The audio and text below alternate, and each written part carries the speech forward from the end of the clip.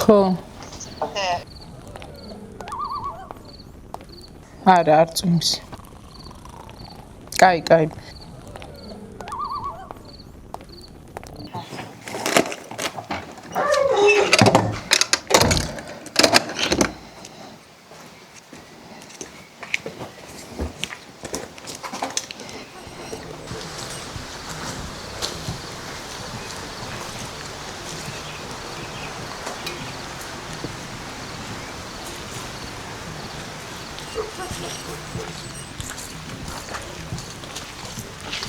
ნათელა სად ვართ ახლა ვართ ჩემს სოფელში თაგვეთში მე აქ დავიბადე გავიზარდე 16 წლამდე ვცხოვრობდი შემდეგ კი წავედი ქალაქში მაგრამ რა თქმა უნდა კავშირი არ გამიწყვეტია ყოველთვის ბრუნდებოდი ხოლმე და ყოველთვის რაც ვთავარი ძალიან მიყვარდა ჩემი სოფელი და მიყვარს უფრო სწორად ჩემი სოფლის ცხოვრება ასე დაპატარავებული არის ჩვენი ქვეყნის ცხოვრება. იგივეს იმეორებს.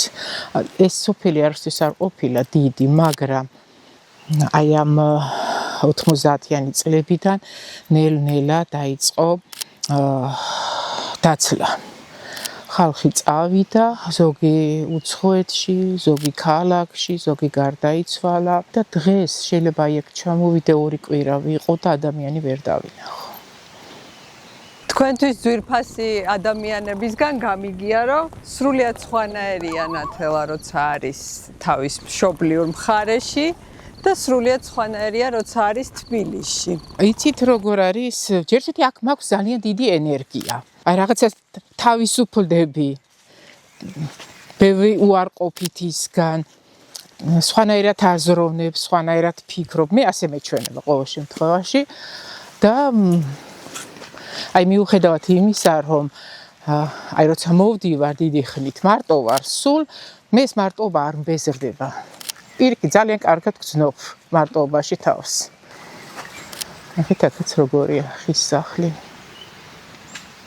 ეს სახლი ცარიელია, ხო? კი. მე მაინტერესებს ის 2 პროექტი, რომელიც აქაურობას თაგვეთს უკავშირდება. თაგვეთს, დიახ. იმის მერე რაც ხელში ავიღე კამერა და უკვე მივხვდი რომ რა თქმა უნდა ეს ფირის პერიოდია.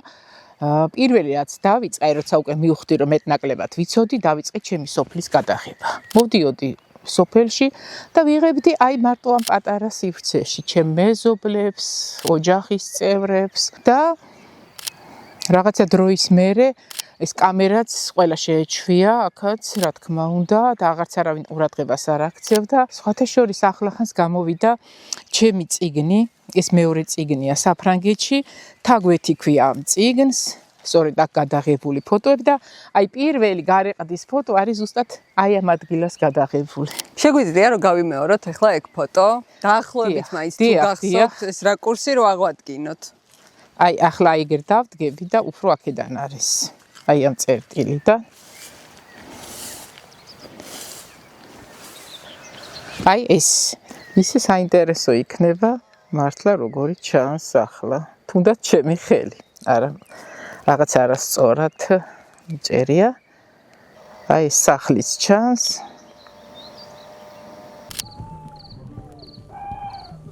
როგორ მიხვედით ფოტომდე? აი თქვენს ბავშვობაში თუ იყო რაღაც ისეთი ნიშნები და მიდრეკილებები, რაც ეხლა რო გახსენდებათ, ხვდებით, რომ წინაპირობა იყო იმის, რომ მე ბავშვობიდან მხატავდი. აი როგორც ხედავთ, ტყის პირას ცხოვრობდით. დიდად ბავშვებთან თამაშიც არ მიყვარდა. 2 რამ იყო, რაც ყველაზე ძალიან მიყვარდა. ერთი არის ხატვა და მეორე კითხვა. ჩვენ სოფელში იყო ბიბლიოთეკა. მივდიოდი ხოლმე დიდი ესეთი ნაკსოვი ბადე ქონდა. ბადის ნაკსოვი ჩანთა და აი ვავსებდი ჩანთას და მომქონდა და კარგახანს ყოფილი და შემდეგ შემიყვარდა კინო. ხოლო ძალიან მიყვარდა დოკუმენტური კინო, არა მხატვრული იმდენად დოკუმენტური. და ჩვენთან ფილმები მარტო ზაფხულში მოქონდათ ხოლმე სოფლის კლუბში. და ისიც შერჩეული პროპაგანდის. რა თქმა უნდა, არა, ნახეთ როგორი იყო. ეს ფილმები იყო ან ინდური ფილმები, ან გერმანელების დეფას კინოსტუდიის მიერ გადაღებული ფილმები ინდიელებს. მე ეს ყველაფერს კითხულობდი და აი საიდან ვიცოდი ეს ყველაფერი ვისი გადაღებული იყო რა ხდებოდა, იმიტომ რომ ფილმებს იშვიათად ნახულობდი, მაგალითად ილუზიონში კარგ ფილმებს, დანარჩენს ყიდულობდი, ალმანახები გამოდიოდა ან ჟურნალი ქართული ფილმი, ანუ კითხულობდი და მე ბევრი ფილმი წაკითხული უფრო ვიცოდი, ვიდრე ნანახი მქონდა და ის მე უკვე გვიან პერიოდში ვნახე. და იმდენად მიყვარდა, რომ არა მსახიობების, ამით რეჟისორების ბიოგრაფიაც კი ზეპირად ვიცოდი ბევრის.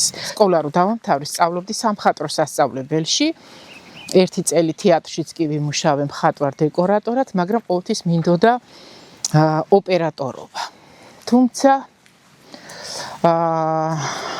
არ გამომივიდა. რატო? არ გამომივიდა რატომ? 16 წლის ვიყავი, როდესაც მამა ჩემი გარდაიცვალა და ფაქტიურად დამოუკიდებლად დავიწყე ცხოვრება. თან მინდა გითხრათ, რომ არ ვიყავი მზად დამოუკიდებელი ცხოვრებისთვის, ცოტა აქ ვიყავი ისევ დარჩენილი, ან არ ვიყავი ძალიან პრაქტიკული. ვიყავი შრომის მოყვარეც, შრომაც მიყვარდა, მიზნებიც მქონდა, მაგრამ რა ვიცი, ვერ შევძელი. ანუ უბრალოდ არ შემეძლო მესწავლა და თან მე თავი მერჩინა. მარტოს დამოუკიდებლად. მაგრამ ვიცოდი რომ მესწავლა და ჩამებარებინა, უნდა მცოდნოდა ფოტოგრაფია. და დავიწყე ესე ფოტოს შესწავლა, ჯერ დამოუკიდებლად და მე ერთი წელი ვსწავლობდი, ესე გავხდი ფოტოგრაფი. დავრჩი ფოტოგრაფიაში, მაგრამ არც ვნანობ, იმიტომ რომ ძალიან ბედნიერი ვარ. ეს ზუსტად ის არის, რაც მინდოდა. მე ყოფილიყავ რეჟისორიც და ოპერატორიც. ამ შემთხვევაში ფოტოგრაფია სწორედ ეგ არის. შენ ხარ ყველაფერი.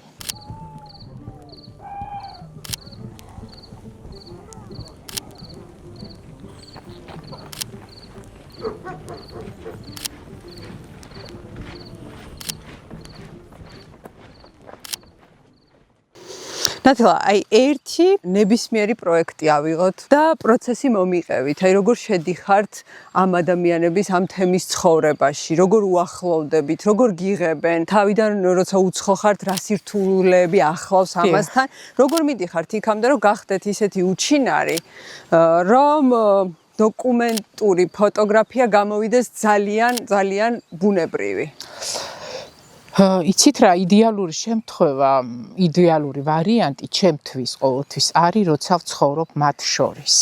არა ჩავდივარ 1 და 2 დღით, არამედ ფაქტიურად მათი ნაწილი ვარ. ეს არის ჩემთვის პირველი ამოცანა. ამიტომ მე ძალიან ხშირად ჩავდივარ ერთსა და იგივე ადამიანებთან, ერთსა და იგივე გარემოში, თითქოს ბევრიც არაფერი არ იცვლება, მაგრამ სამაგიეროდ მე მართლა ვხდები ნაწილი მათი ცხოვრების. იცი, ვეღარ მამჩნევენ, ეს როცა ვეღარ მამჩნევენ, ეს ჩემთვის ძალიან კარგია.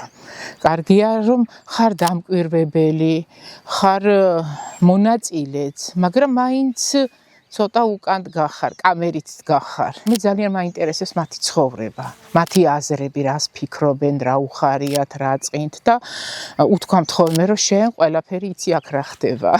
ეს ჩემი მიზანიც არის, იმიტომ რომ აი მაინტერესებს მართლა ეს საინტერესოა ის გარემოში რატო როგორ ცხოვრობენ ეს ადამიანები. მე რას ვიზამდი მაგალითად მათ ადგილს, როგორ ვიცხოვ. ეს ყველაფერი არის ძალიან საინტერესოც და მნიშვნელოვანიც და ჩემზეც ახდენს დიდ გავლენას მათი ცხოვრება. მე სულ მუდმივად თავში მაქვს და აი როდესაც მოვდივარ იქიდან ხოლმე და ვიცი რომ მე კიდე დაუბრუნდებ, მენატრება კიდეც ის ადგილები, ის ადამიანები მათთან ურთიერთობა და რაღაცა კარგი მოგონებები მიტრიალებს ხოლმე სულ იმ გარემოზე თავში. აი მაგალითად დუხობორები, დიდი ხნის წინ დავიწყე საკმაოდ. მე მაინტერესებდა დიდი ხნის განმავლობაში, კითხულობდი, ვეცნობოდი და ერთ დღესაც წავედი მეგობართან ერთად სამოგზაუროდ. უბრალოდ იქამდე მისასვლელი გზა რომ მეპოვა. და ესე პირველად გავიცანი ეს ხალხი, რაღაცა წარმოდგენა შემექმნა, თუნდაც იმაზე პირველად სად შეიძლებოდა მეცხოვრა, რა ენით მესაუბრა მათთან, რაღაცა ერთი გადადგმული ნაბიჯი იყო. ამისობაში მივიღე პატარა დაფინანსება, რამაც შესაძლებელია მომცა, რომ იქ მეცხოვრა და ესე დავიწყე. ზამთრის პერიოდშიც მომიწია იქ ყოფნა, იქ ძალიან ცივი ზამთარია, ძალიან დიდი თოვლი და სულ დავდიოდი, იცით, მთელი დღეები დავდიოდი გარეთ. ანუ მე როცა მივდივარ გადაღებაზე, მე სხვა არაფერი აღარ მაინტერესებს. მე მთლიანად ვარ კონცენტრირებული იმ გარემოზე, იმ ადამიანებზე, ვისაც მე ვიღებ. არ იყო ადვილი იქ მუშაობა, ბევრი მიზეზის გამო, მაგრამ ნელ-ნელა შევედი მათთან ურთიერთობაში და ერთ დღეს ერთ-ერთმა რაღაც შეკრება იყო და იქ მითხრეს, რომ შენ უკვე დუხობორი ხარ. ეს დიდი ამბავია, ხო? ესეთი მიღება მათგან. კი. ჩემთვის ძალიან მნიშვნელოვანი იყო სხვათა შორის. ეს პროექტი დაამთავრდა, გამოფენაც იყო, მაგრამ მე არ შემიწყვეტია. ყოველთვის პოულობდი მიზეს, რომ დაუბრუნებულიყავი უკან. გავაკეთე სოფლის ფოტოკლუბი. და ეს იდეაც გაჩნდა სწორედ ჩემი გამოცდილებიდან, იმიტომ რომ მე სოფელში დავიბადე, გავიზარდე და ყოველთვის ფიქრობდი, რომ აი ვიღაც რომ მოსულიყო ჩემთან და ეთქვა, რომ გადაღებას გასწავლი.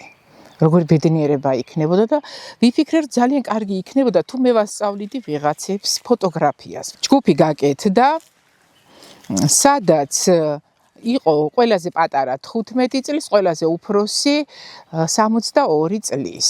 15 ადამიანი ვიყავით, 15 ადამიანი დავდიოდით სოფელში. და ვეუბნეოდი ხოლმე ჩემ მოსწავლეებს, რომ აი ამ სოფელში ახლა იცით რას ამბობენ, რომ ადრე თუ ერთი გიჟი იყო და დადიოდა, ახლა 15 გიჟი დადის უკვე. და მიხვდებიან, რომ ჩვენ ტყუილ არ ვაკეთებთ ამას. როდესმე შეძელით, რომ თქვენი შემოქმედებისთვის გვერდიდან შეგეხედათ? თუ აი ემოციური მიჯაჭვულობა არსებობს? იცით რა, მაქვს ემოციური მოჯაჭვულობა და თუ შევხედავ გვერდიდან, ყოველთვის ძალიან კრიტიკული ვარ. უკმაყოფილება მაქვს და მე გავდივარ სხვა ჩემთვის საყვარელი ბევრ ფოტოგრაფის ფოტოები დავათვალიერე, კარგ ხასიათზე დავდგე.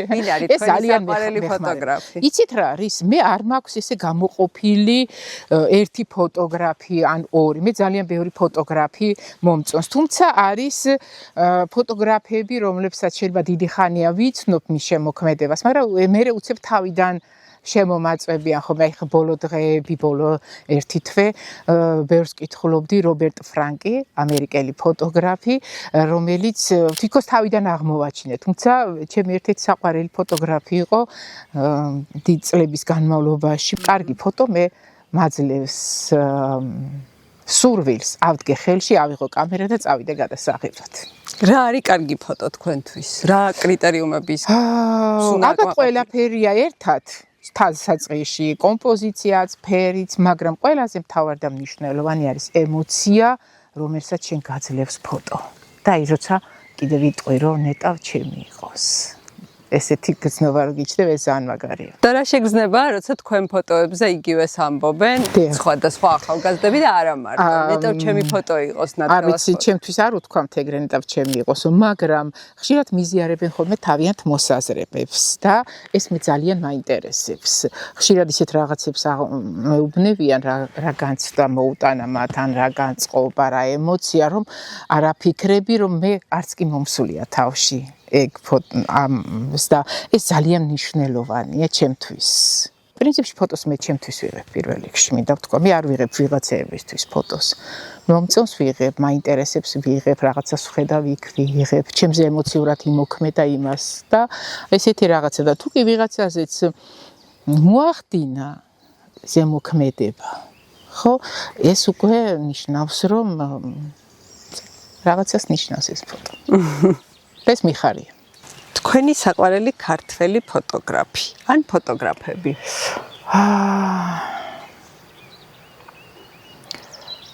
ალექსანდრე როინიშვილი პირველ რიგში ვიტყოდი, ერთ-ერთი პირველი ქართველი ფოტოგრაფი, რომელმაც შემოგვინახა ქართველი მწერლების, ილიას აკაკის ვაჟას პორტრეტები, ქართველი ხელოსნების, სომეხი ვაჭრების, თავადების, სხვადასხვა ცნობილი თუ არაცნობილი ადამიანების პორტრეტები, ანუ ტიპაჟები როგორები იყვნენ მაშინ. ქალაქის ხედები, ბევრი ისტორიული ძეგლის ფოტო და თუ ჩვენ ეს გვაქვს, სწორედ მისი დამსახურება ალექსანდრე როინიშვილის. შემდეგ ძალიან მიყვარს შალვა ალხანაიძე, თუში ფოტოგრაფი, რომელიც უბრალოდ ფოტოგრაფი იყო, უღებდა ხალხს პასპორტისთვის, იღებდა დღესასწაულებს და ის ვერ გახდა მეცხვარე, იმიტომ რომ სუსტი ჯანმრთელობა ჰქონდა და გახდა ფოტოგრაფი. ალბათ მან არც კი იცოდა და არც ჰქონდა ნანახი, ასე ვფიქრობ, რომ ფოტოგრაფია არის კიდევ ხელოვნების დარგიც, რომ ხალხი კედელზე კიდევენ როგორც ხელოვნების ნიმუშს, მაგრამ მე მიმაჩნია, რომ შალვა ალხანაიძე ყველას გაუწევდა მეტოქეობას. ისეთია. ერთი ქალის პორტრეტი აქვს, მოხუცი ქალი შავებში ჩასმული, ზის აი ესე ხელები უწყედა, გონია რომ ყოფნა არ ყოფნის ზღვარზე. აი თითქოს გონი აქაც არის, მაგრამ სადღაც მიღმიერიდან გიყურებს. მე არ ვიცი როგორ შეეძლო ამ ადამიანს ასეთი ფოტოების გადაღება. იცით რა, როდესაც ფოტოგრაფიის სწავლა დავიწყე, ყველაზე მთავარი კითხვა მე გარაც გამიჩნდა იყო ის, რაც მე მაინტერესებს და ვიღებ. ის მაგალითად მოვდივარ ჩემს თაგვეთში, ვიღებ აქ ადამიანებს, ბავშვებს, ყოველდღიურობას. მე კი მომწონს ეს, მაგრამ კარგია თუ ცუდი, მაინც სხვისი აზრი მაინტერესებდა. მაშინ მე მოვხვდი გურამ წიბახაშვილთან, მას კურსი ჰქონდა ფოტოგრაფიის, ივრომეთში დოს და წიბახაშვილს და ეს რამდენი წლის წინ ხდება? ой, ძალიან დიდი ხნის წინ. მიუტანე ფოტოები და გურამი ცული გონებს ხოლმე ამას და ვკითხე ეს კითხვა რა, აი ეს ვიღებ, ამას ვიღებ და სწორია თუ არა და მითხრა გურამა პირველ რიგში, რომ შენ უკვე ხარ ფოტოგრაფი და საითაც მიდიხარ, სწორად მიდიხარ ძალიან. ეს ჩემთვის იყო ძალიან დიდი სტიმული. ხო, მინდა ისიც თქვა, რომ ჩემს საყვარელი ფოტოგრაფია. და არა მარტო, მე ყოველთვის ვამბობ ამას და ვიტყვი, რომ მადლობელი ვარ მისგან და ვთვლი, რომ ჩემი მასწავლებელი იყო გურამი. აქ რომ მოვდივარ, ვარ ბედნიერი. წარმოგიდგენიათ, რომ რაღაც დროს ეს აღარ იქნება თქვენი დროებითი თავშესაფარი ეს ადგილი, არამედ გადმოხვალთ. ოდესმე, ჯერ ბევრი გეგმები მაქვს. მინდა რომ თქვენ გეგმებზე ვილაპარაკოთ. დიახ, ბევრი პროექტები მაქვს თავში, მაგრამ სამწუხაროდ ძალიან რთულად გვაქვს ფოტოგრაფიაში საქმე. დოკუმენტურ ფოტოგრაფიას გულისხმობ, რა თქმა უნდა. ფაქტიურად მე ვფიქრობ, რომ ფოტოგრაფი, დოკუმენტალისტი საქართველოში ხარ მარტო. გინდა რაღაცა უნდა იბრძოლო, გააკეთო რაღაცა.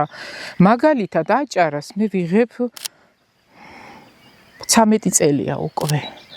და 13 წლის განმავლობაში ბევრი პროექტი შევიტანე, ხან კულტურის სამინისტროში, აჭარის კულტურის სამინისტროში, ხან სად რაღაცა, მაგრამ სამწუხაროდ არავინ არ დაინტერესდა. აი სულ ვამბობ ხოლმე იმას, რომ ადამიანები აგროვებენ ფულს იმისთვის, რომ წავიდნენ დასასვენებლად. მე ვაგროვებ იმისთვის, რომ წავიდე გადასაღებად. მაგალითად აჭარა იგივე ასეთი და ბევრად მეტ დროს გავატარებდი. ეს ხო არ არის მარტო იქ რითი ცხოვრობ, შენ ის გამოდის, რომ ამ დროს საერთოდ ვერაფერს ვერ აკეთებ და არანაირი შემოსავალი არ გაქვს. მაგრამ მე ვიცი, რომ ის პროექტი, რაზეც მე მუშაობ, არის მნიშვნელოვანი. 13 წლის განმავლობაში, რაც ზემო აჭარაში გიმუშავიათ, ყველაზე თვალსაჩინო, რაც იცვლებოდა დრო და დრო რო ჩადიოდით. აი რა იყო თავიდან და რა აღარ არის. ადამიანები ტოვებენ სოფელს და გადადიან ქალაქებში საცხოვრებლად. ყოველ ჩასვლაზე ვხედავ, რომ ვიღაცა კიდევ ერთი სახლი კიდევ დაიკეტა. აქ იყო დიდი ეკლესია, როგორც ამბობენ, დარჩენილია ქვები, სადაც ჩანს საძირკველი სად იყო და მე გვიან პერიოდში ადრე ნიში იყო და მე ააშენეს ეს პატარა სალოცავი და მე ძალიან მიყვარს, ხშირად მოვდივარ ხოლმე აქ. ეხლა ღია იქნება? კი, შეგვიძლია. შეგვიძლია.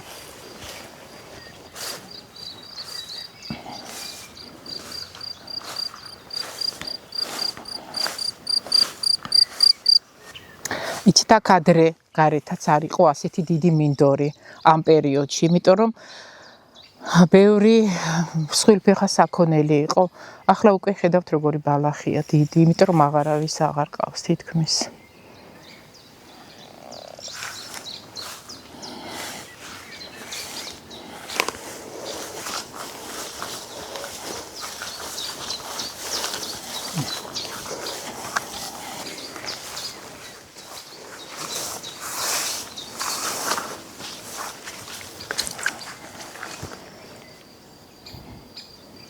ხილად გადმოიარეთ აქ გველი იყო და გაიარა. გველი? კი. აიმე. ცოტა დიდზე გადმოაბიჯეთ და აღარ აიმე თომა. სად დავადგა რო არ დავა? არა, წავიდა ის უკვე იქით მხარეს. გენეტიკური შიშები. მეც მეშინოდა ძალიან ახაც მეშინია რა თქმა უნდა, მაგრამ იმის მერე რაც ჩემი საკუთარი ბაღი მაქვს, ნელ-ნელა დავძლიეს შიშები და ვისწავლე მათთან ერთად ცხოვრება.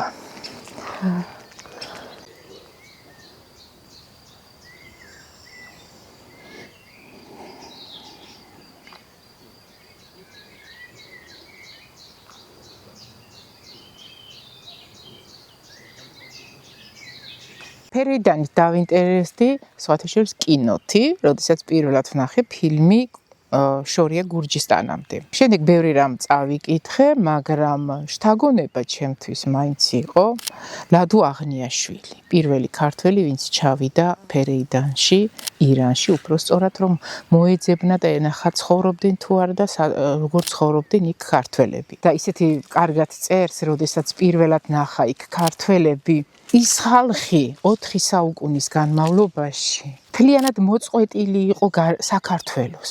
ისიც კი არ ვიცი თუ ამბობდნენ რომელ მხარეს არის საქართველო ან რა მანძილია აქედან იქამდეო. უნიკალურია, საერთოდ ჩემი აზრით ეს მოვლენა, იმიტომ რომ საქართველოსგან სრულიად მოწყვეტილი 4 საუკუნის განმავლობაში ძალიან ბევრი თაობა დაიბადა, რომელსაც ნანახიც კი არ ქონდა საქართველო, მაგრამ გამუდმებით ენატრებოდა. აი როცა არ გინახავს, მაგრამ გენატრება. და კიდევ ერთი რამ, რაც წავიკითხე და ძალიან ღრმად ჩამრჩა გულში, ის იყო რომ აი ამ პერიოდის განმავლობაში ფერეიდანში ქართველს ქართველი არ მოუკლავს. გამიჩნდა ფიქრი, რომ წავსულიყავი ფერეიდანში და გადამეღო იქ ქართველების ცხოვრება. შთაბეჭდილება თქვენი რა არის? აი ხა ბევრი ილაპარაკეთ სხვა ადამიანების შთაბეჭდილებებზე. თქვენ რა დაგხვდათ? როცა ჩახვედით. იცით რა, როგორ სულ ფიქრობდი, როცა ამ ადამიანებს ხვდებოდი, აი როდესაც ჩვენ წიგნებში ვკითხულობთ წინა საუკუნების ქართველები როგორები იყვნენ. აი თითქოს ის პერსონაჟები გაცოცხლდნენ. ანუ ჩვენ რასაც ვაიდეალებდით, იდეალური გმირები, მე მგონია რომ ისინი სწორედ ფერეიდანში ცხოვრობენ. როგორი სტუმართმოყვარე, როგორი სიხარულით გიღებენ, როგორი ენით მეტყველებენ. ხო, აქ ყველაზე მთავარი და მნიშვნელოვანი ხო ეს არის, რომ მათ ენა შემოინახეს. ენა და თანაც ისეთი ენა, რომელიც ჩვენ უკვე აღარ ვსაუბრობთ. ისეთი სიტყვების მარაგია, რაც მართლა წიგნებიდან თუ გახსოვს და ხვდები როგორი ლამაზია. გიჭრეტო, ესეთი კარგია და ბევრი ესეთი სიტყვები საოცრება. რატო რითი იღებთ? ამ წუთში მაქვს ფუჯი, თან მსუბუქი და კარგი და საერთოდ კენონი მაქვს. მე არ ვარ ესეთი კამერებზე, ესე რომ მე მხოლოდ კენონით ვიღებ, მე მხოლოდ ფუჯი. თუ მექნება და ვინმე მაჩვენებს, ლეიკათიც გადავიღებ. ან არა მაქვს ესეთი ამოჩემებები. ლინზა? ეს არის 18-55-იანი თავისივე ფუჯის საშუალო არც ისეთი დიდად მაღალი კლასის, თვითონ მოყვა ასეთი როცა ვიყიდე და კენონის 2 კამერა მაქვს. რას ურჩევდით ადამიანებს, რომლებიც ახლა იწყებენ? როგორ გაიწაფონ ხელი და რას დააკვირდნენ? მოსწავლეები მყავს და მათ ყოველთვის ვეუბნები, რომ იმისთვის რომ ისწავლო ფოტოგრაფია არის სამი რამ, ჩემი აზრით, მთავარი. პირველი ის რომ უნდა გაეცნო სხვა ფოტოგრაფების შემოქმედებას, ფოტოგრაფიის ისტორიას და გააკეთო აღმოჩენები. ეს გაძლევს ძალიან დიდ ცოდნას, წაიკითხო მათი ინტერვიუები, ათვალიერო მათი ფოტოები, რატო იღებდა, რა უნდოდა, რისი თქმა უნდოდა. მეორე ის რომ უნდა ისწავლო ფოტოტექნიკა, შეიძლება საერთოდ ავტომატიკაზე იღო და შედევრები გადაიღო, მაგრამ შენ უნდა იცოდე კამერის მართვა. და მესამე რა თქმა უნდა შრომა. თავარი არის შრომა. მე ძალიან ცოტა ადამიანი მეგულება, ვთქვათ, თუნდაც ფოტოგრაფიაში, ვინც იმ პირობებში ცხოვრობს, რა პირობებშიც მე მიწევს ხოლმე ხშირად ცხოვრება, როცა მთაში მივდივარ. იქ არ არის არც ცხელი წყალი, არც რა ვიცი, კომფორტი, დაბლა ძროხებს ძინავთ, მაღლა მე მძინავს, ყველა ხმა, ყველა სუნი გამოდის, მაგრამ მე მაინც ძალიან ბედნიერი ვარ.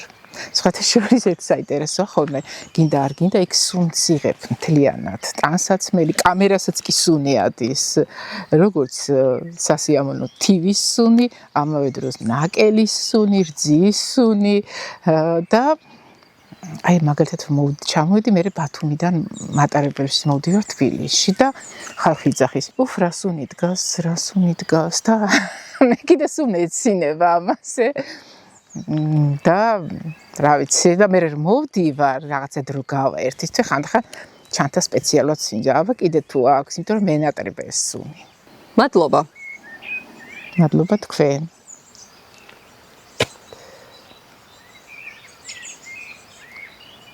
მინდა რომ ჩემი ლამაზი სოფელი უფრო ლამაზი გამოაჩინო